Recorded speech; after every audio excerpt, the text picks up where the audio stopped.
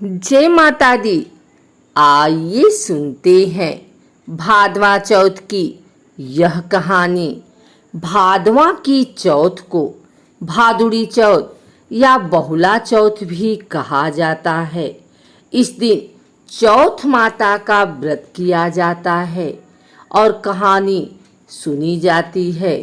इसके साथ ही विनायक जी की कहानी सुनी जाती है। कुंवारी कन्याएं सुंदर, सुशील और अच्छे पति की प्राप्ति के लिए चौथ का व्रत करती हैं और स्त्रियां इस व्रत को अपने सुहाग और पति की लंबी आयु के लिए करती हैं। आज हम आपके लिए भादवा की चौथ माता की कहानी लेकर आए हैं। आप इन दोनों में से कोई भी भादवा चौथ की कथा जो आपको पसंद आए चौथ के व्रत के दिन सुन सकते हैं। आइए सुनते हैं भादुड़ी चौथ व्रत कथा। भादवा की चौथ माता की कहानी में एक बुढ़िया माई के ग्वालिया बछालिया नाम का बेटा था। बुढ़िया माई अपने बेटे के लिए 12 महीने की चारों चौथ करती थी। बेटा लकड़ी लेकर आता था और दोनों माँ बेटा उनको बेचकर गुजारा करते थे। बुढ़िया माई रोजाना लकड़ी में से 2 लकड़ी रख लेती और चौथ के दिन बेटे से छुपकर बेचकर सामान लाती थी और 5 पुआ बनाती थी। एक पुआ गणेश जी महाराज को, एक चौथ माता को चढ़ाती, एक ब्राह्मण को और एक अपने बेटे को खिलाती थी और एक पुआ खुद खाती थी।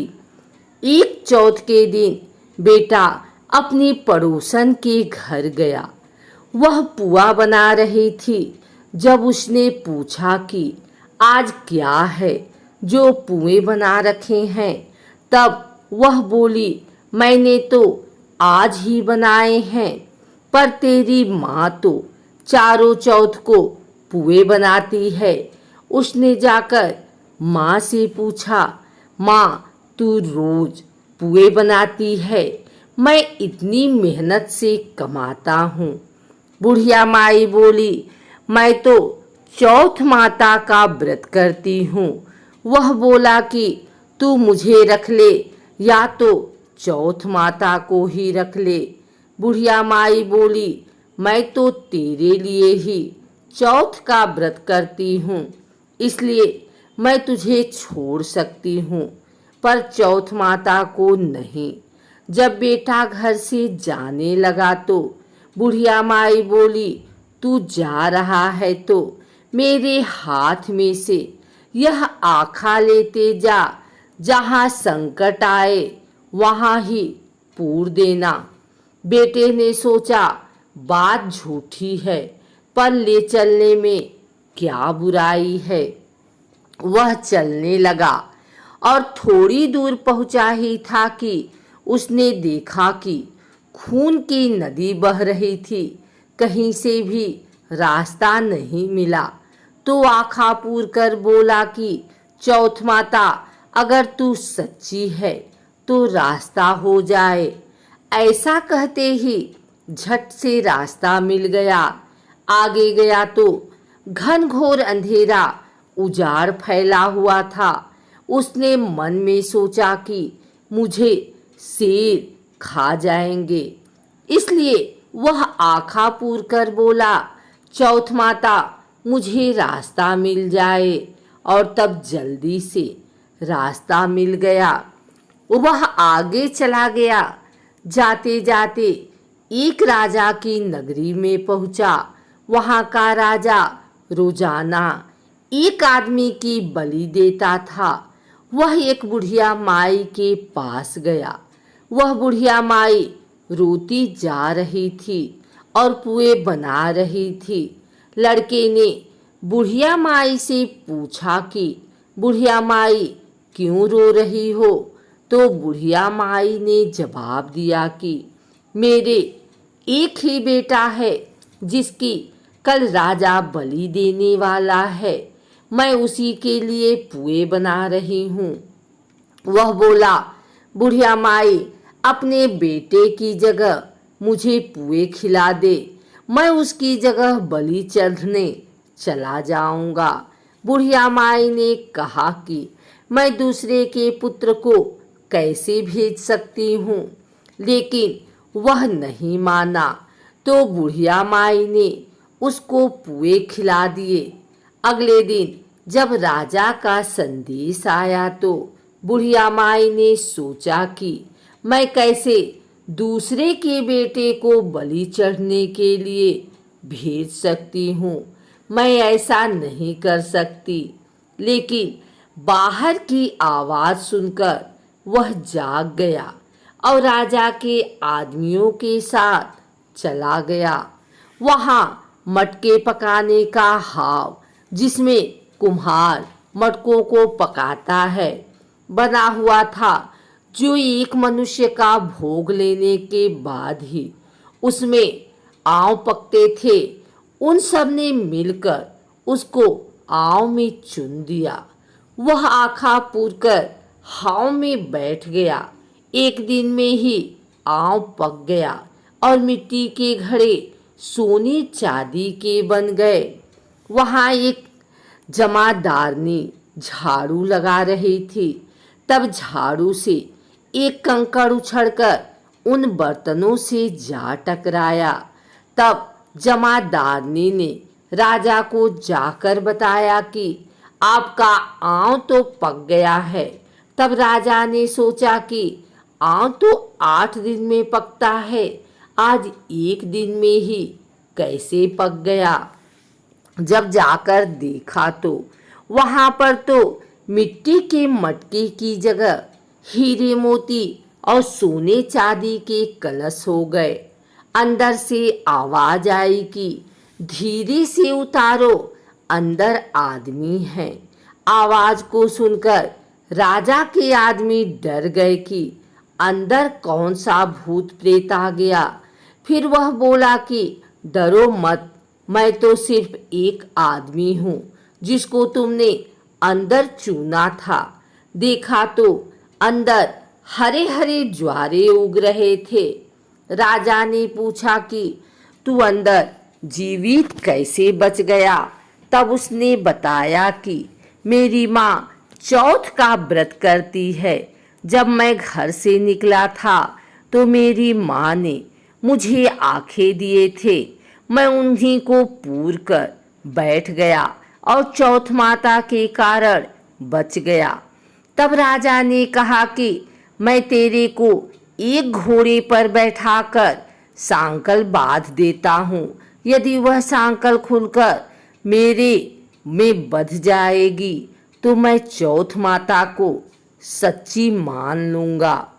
तब वह आंखें पूर कर बैठ गया और चौथ माता से कहने लगा, हे चौथ माता, अब तुम ही मेरी लाज बचाना। तब साकर खुलकर राजा को बंध गए। राजा ने अपनी बेटी की शादी उस लड़के से कर दी और बहुत सा धन दौलत देकर विदा किया। पड़ोसन बोली कि माई, तेरे बेटे बहू आए हैं। जब छत पर चढ़कर देखा तो सच में बैठे बहू आ रहे हैं। हे चौथ माता, जैसे आपने बुढ़िया और उसके बेटे पर कृपा बनाई, वैसे सभी पर कृपा बनाना। भादवा की चौथ माता की कहानी कहने वाले को, कहानी सुनने वाले को, हुंकारा भरने वाले को और पूरे परिवार पर अपनी कृपा बनाने वाले पर।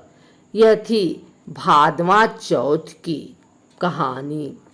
एक और कथा के अनुसार पुराने समय की बात है। एक ब्राह्मण था जिसके घर एक बेटा और बहू थे। बेटा और पिता कुछ कमाते तो थे नहीं। जो बहू के साथ आया हुआ दहेज का धन था उसी से अपना काम चलाते थे। जब भी बहू बाहर कचरा डालने जाती थी तब उसके पास वाली पड़ोसन उससे पूछती थी कि बहू आज खाने में क्या खा कर आई हो। तब वह बोलती थी कि मैं तो बासी और ठंडी रोटी खाकर आई हूँ।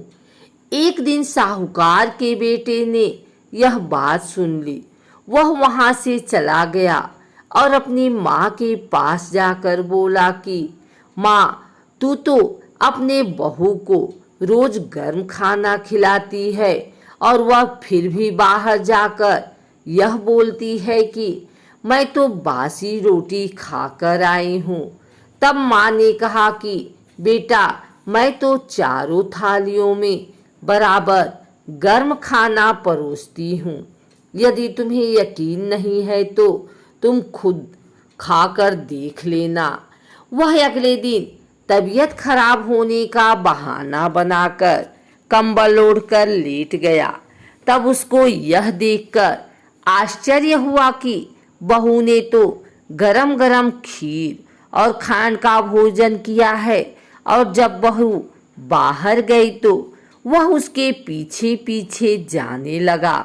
तब पड़ोसन के पूछने पर बहू ने वही बात दोहराई कि मैं तो बासी रोटी खाकर आई हूँ। उसका पति उससे पूछने लगा कि तू अभी अभी तो गर्मा गर्म खाना खाकर आई है और पड़ोसन से कह रही है कि मैं बासी ठंडी रोटी खाकर आई हूँ। तू झूठ क्यों बोल रही हो? तब उसकी विद्यमान पत्नी ने कहा कि यह ना तो तुम्हारे कमाए हुए पैसे की रोटी है और ना ही तुम्हारे पिताजी के कमाए हुए पैसों की रोटी है। यदि हम इसी तरह बैठे बैठे धन को खर्च करते रहे तो यह एक दिन कुएं के पानी की तरह समाप्त हो जाएगा। इसके बाद उसका पति कमाने के लिए विदेश चला गया। पीछे से उसकी पत्नी 12 महीने का चौथ का व्रत करती थी। उसको विदेश में रहते हुए 12 वर्ष व्यतीत हो गए। तब चौथ माता और विंदायक जी महाराज ने सोचा कि इसको अब घर बुलाना चाहिए। चौथ माता लड़के के सपने में जाकर बोली कि तू अब घर चला जा, तेरी पत्नी को तेरी बहुत याद आती है। वह बोला कि मैं घर कैसे चला जाऊं, मेरे यहाँ इतना बड़ा कारोबार फैला हुआ है। तब चौथ माता ने कहा कि तू सुबह एक दीपक जलाकर चौथ माता का नाम लेकर बैठ जाना। जिनके पैसे बकाया है वह पैसे दे जाएंगे और लेने वाले ले जाएंगे। लड़के ने वैसा ही किया और उसका सारा काम एक ही दिन में निपट गया। जब वह घर जा रहा था तो उसे रास्ते में एक सांप दिखाई दिया जो आग के पास जा रहा था। उसने सांप को आग से बचने के लिए सिसकार दिया। ऐसा करने से नागराज क्रोधित हो उठे और कहा कि पापी, मैं तो इस नाग योनि से मुक्ति के लिए जा रहा था और तूने मुझे सिसकार दिया, अब मैं तुझे डस लूंगा। तब वह लड़का बोला कि मैं 12 वर्ष बाद अपने घर जा रहा हूँ, आप मुझे अवश्य ही डस लीजिए, किंतु आज मुझे अपने घर वालों से मिलने दीजिए। आप कल रात को आकर मुझे डस लेना। नाग ने उसकी शर्त मान ली और वहां से चला गया। जब लड़का घर आया तो वह उदास था। उसने अपनी पत्नी के पूछने पर सारी बात बता दी। उसकी पत्नी बहुत चतुर थी। उसकी पत्नी ने एक सीढ़ी पर दूध का कटोरा रख दिया, दूसरी सीढ़ी पर बालू रेत बिछा दी, तीसरी पर फूल माला बिखेर दी, चौथी पर इत्र छिड़क दिए, 5वीं पर मिठाई रख दी, 6ठी सीढ़ी पर जौ और 7वीं पर रोटी रख दिया। रात को जब सांप आया तो सबसे पहले ठंडी ठंडी रेत में लौटकर आया, फिर दूसरी सीढ़ी पर दूध पीकर कहा कि मैं एक ब्राह्मणी के बेटे को डसता तो नहीं, लेकिन वचन दिया हुआ है इसलिए डसना पड़ेगा।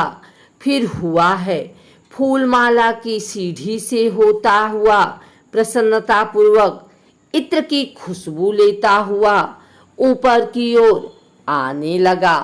सांप को ऊपर आता हुआ देखकर विनायक जी ने चौथ माता से कहा कि इस ब्राह्मणी के बेटे की रक्षा करनी होगी, क्योंकि इसकी पत्नी इसके लिए चौथ का व्रत करती है, उसका फल तो देना ही पड़ेगा। तब विनायक जी ने सीढ़ी पर रखे हुए आँखों से सेल सुई बनाए और चौथ माता ने रोटी की ढाल बनाई और सांप के आगे लगा दी। विनायक जी जौ के सेल बनाए थे, उनसे सांप की मौत हो गई। सुबह उस लड़के से मिलने गांव के लोग आने लगे, क्योंकि वह 12 वर्ष के बाद वापस घर आया था। लोगों ने उसे आवाज दी, लेकिन वह तो उदास बैठा था, इसलिए बोला नहीं। जब उन्होंने देखा कि सीढ़ियों पर तो खून पड़ा हुआ है, तो वे चिल्लाने, रोने, चीखने लगे, ब्राह्मण आज तो तेरा बेटा मर गया। यह सब देखकर ब्राह्मणी भी जोर जोर से रोने लगी। आवाज सुनकर उसका बेटा नीचे आया और कहा कि माँ, मैं मरा नहीं हूँ, यह तो मुझे डसने आया सांप मरा है। यह सब देखकर उसकी पत्नी भी प्रसन्न हो गई कि मेरे पति के प्राण बच गए। उसने चौथ माता को धन्यवाद किया और कहा कि ये चौथ माता मेरे व्रत करने का फल दिया है। चौथ माता जैसा फल ब्राह्मणी के बेटे को दिया, वैसा सभी को देना। कहानी करने वाले को, कहानी सुनने वाले को, हुंकारे देने वाले को और पूरे परिवार को देना। यह थी भादवा की चौथ माता की कहानी। हम आशा करते हैं कि आपको भादवा की चौथ माता की कहानी पसंद आई होगी। धन्यवाद।